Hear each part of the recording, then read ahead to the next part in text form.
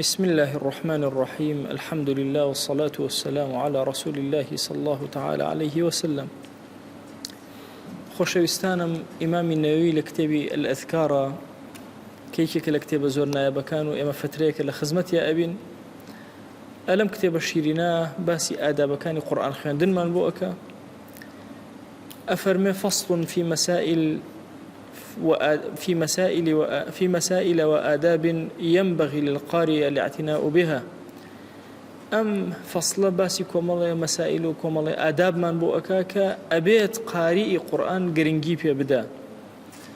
أفرمي وهي كثيرة جدا أو آدابان أو مسائل زورة نذكر منها أطرافا محذوفة الأدلة لشهرتها دل كان حسفكين بام طرفك لطرفكان بشك لبشكان باسكين وخوف الإطالة المملة بسببها لبروي زوز الدرجنك يشو نار حد بين فرما يشتكان بازناك. أفرما يكم جردس كرب قرآن خندن نويل القرآن يكم شتكتو في مأمور يكم آداب الإخلاص فأول ما يؤمر به الإخلاص في قراءته تنهى لبرخاتي خوابي خوانا وأن يريد بها وجه الله تعالى سبحانه وتعالى تنهى ما بس في رضا من دي خوابي لبرخاتي خوا بخوانا وأن لا يقصد بها توصلا إلى شيء سوى ذلك. قد لخواني قرآن ما بس يكترد نبي نخلق بلان دان خوشة نخلق بلان قرآن خوانا هدف أو بقرآن لبركي بوجدل بخواني تو بوجدل لا تنهى ما بس الرضا من دي رب العالمين لخوانا وقرآن وأن يتأدب مع القرآن ويستحضر في ذهنه أنه يناجي الله سبحانه وتعالى. إنسان أبي التأدب لك القرآن زور بأدب لك القرآن كقرآن قرب دستوى بين الذهن خوي كأمقس لك الخوايا أكا جل جلاله ويتلو كتابه أو كتاب خوايا بدستوى إخواني تو فيقرأ على حال من يرى الله تعالى. أجر كسك شاي بشاي سر خواب بينه شون قرآنك أجر بدسي وشوني أخوانه أبو شوازة تأدبك وآدابك لك القرآن خو أجر تو خوا نبيني فإنه إن لم يره فإن الله تعالى يراه خوي أم أبينه كوابو سرتا إخلاصك باش دوم زور بأدب لك القرآن سهم وينبغي إذا أراد القراءة أن ينظف فمه بالسواك وغيره. سنة دوايك وست قرآن بخواني دم جوان باكيتو بسواك لنو سواك يعني دان شوردنا دم جان شوردنا الاختيار في السواك أن يكون بعود الأراك أصل وهاية باشترين أوي بداري أراك أما بيوتا عودي أراك سواك عمليكية دان شوردنا كي أما بما ألين سواك أما بيوتا أراك عمليك كأي كيف يؤتي السواك وتدم شوردن دان شوردن مرجة هب داري أراك به أفرمي ويجوز بغيره من العيدان بهر جورك لجور كانت دار كانت المرجة إلا أم دارج به لداري الزيتون سواك يدرسك لداري جويس سواك يدرسك مرجة إلا داري أراك لهر دارك تدرس يدرس المهم دم تاني بيبشوي أفرمي وبالسعد والأشنان وهروها سعود يكي دارك بون خوشة لو دارة لأشنان عينا دارك كبكاري بوسي بو دمودان باكرنا وبهر دو جورة دارك تو بكاري يعني بكاري بينا حتى أفرمي والخرقة الخشنة أقد برويكي زبرها بو دم بي باكرنا هر درست وغير ذلك مما ينظفه هرشتك دم زمان باكاته. وفي حصوله بالأصبع الخشنة 3 أوجه لأصحاب الشافعي رحمه الله. أجر كسي بنجي كريكاري كردو بنجي زبر بوبو آية بنجا سنتي سواكي بو نسري أجر بكاري بينه أفرم السير رأيه هي لما زبي إمام الشافعية رأيك مشهور ترين أويك على نابت رأيك شيء على أبيت رأيك جو على أجر شتي تري دس كود نابي أجر هيك دس نكود أبي سنتك دسجير أبي أي شون سواك طبعا شوازي سواك كردن إسلام زور قرنجي داوا سبحان الله هيج برنامج نية أوها يعني للسياسة وحكم ودا صلاة والدنيا داري وحرتشت إسلام قرنجي بيدا حتى يتسردان جاري كان في غمر إخوة صلى الله عليه وآله وسلم هندي لها والله ناتن دانيان زردو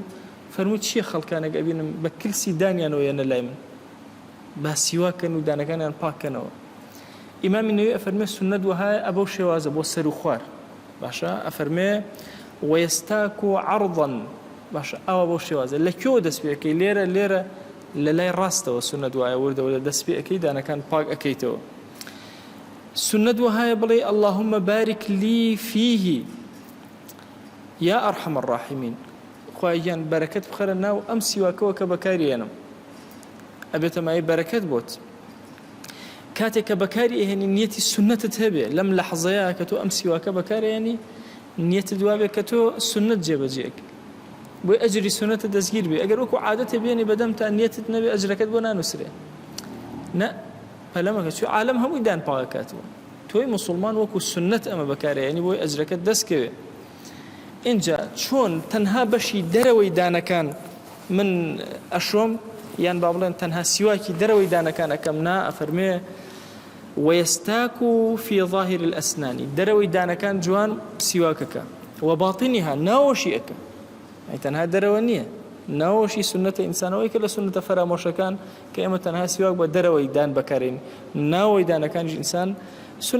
سنەتەکە سیواکی بۆ بەکاربێنێ ويمر السواك على أطراف أسنانه حتى أخيري دانا كان جوان أطراف كان أبي السواك كبروا وكراسي أضراسه أو دانانيك تشوارين كان إنسان بشي سرويان جوان باق أكاتوا وتهر قرار كان باق ناكتوا بشي سروش وسقف حلقه إمرارا لطيفا وهروها أسماني دم ملاشو باولين ئەفەرمە عینەن ئەویش بە سووکی سنەت وهایەکە سیواکی بەسەرا بێنێ و سنەت وهایە کە زمان سیواکی بەسەرا بێنرێ و سنەت وهایە ئەو عودەی کە تۆ بەی بەکارهێنی زۆر زبر نەبێ عەزەتی دانە بدە نەرمیش نەبێ ئیسفادەی لێ نەکەی ئەفەرمە وەسەط بێ نە نەرم بێ نە ڕق و تون بێ ئازارت بدە سیواکی پێ بهێنی اینجا ئەفەرمێ ئەگەر هاتو زۆر ڕق و زبر بوو یەکسەر مەیکەرە دەمتەوە بە ئەو نەرمی کەرەوە اینجا بەکاری بهێنە ئەمانە هەمووی لە سونە ناواریدن ئەفەرمێ ئەگەر هاتو دەمی ئینسانێک خوێنی تیا بوو پیس بوو یا خوێن بریندار بوو خوێن ئەهاتە خوارەوە یان کێم و جەراعەت و ئەوانەی هەبوو ئایا ئەکرێ قورئان بخوێنێ ئەفەرمێ کەڕاهەتی قورئان بخوێنە پێشەوەی جوان دەمی بشو ئەبێ هەوڵ باو خوێنە ڕاگرێ دەمی جوان بشوە اینجا قورئان بخوێنێ بەڵام ئایا حرامە ئەگەر کەسێک خوێن لە دەمیا بوو باشە دەمی بریندار بوو قورئانی خوێن ئایا حرامی کردووە ئەفەرمێ حرام نییە بەڵام کەڕاهەتی کردووە دوو وەجه هەیە دیارە هەندێک لە عولەما وتیان هەر حرامان دیکەش فەرمیان نەخێر کەڕاهەتیە ئەفەرمێ ئەوە لە ئەوڵی کتابەکەەوە بە تەفسیل ئەمانە هەندێک لەمانم باس کردووە بە تەفسیل شێوازی ئادابی خوێنی قورئان و شێوازی وەستان لە خزمەت قورئان و هاکە مهم ئیمام لێرە یەکەم ئاداب إخلاص دوهم آداب أدب لقل قرآن أدبك زور قورة وإنسان درق بوكا كلقل خوايق سأكا سيهم أدبك ظاهري دس بيأكا كأيش بريتيلا باكرنوي دموداني بيش أوي دسكا بخواني قرآني بيروس خواهي كان داوال لي أكين برحمته بزي خود بكرامي خود لقناها كان ما ببورة بما نجر لو عبداني كقرآن يعني خوش أو إخوان ودراسي أكن وقرآن ليان راضية أوانيش لخدمتي إخواني خوان بقرآن راضين خويا داوالي أكين برحمته بزي خوت رحمته وكرمي خود بسر معنا ببارنا عفو عافيتي خود بسر معنا ببارنا لمن قبولك يا رب العالمين قبول منك يا أكرم الأكرمين قبول منك يا أكرم الأكرمين وصلى الله على سيدنا محمد وعلى آله وصحبه وسلم تسليما كثيرا أبدا إلى يوم الدين خويا قالوا لقناهي من الشيء وجبوري وخالي من قبولك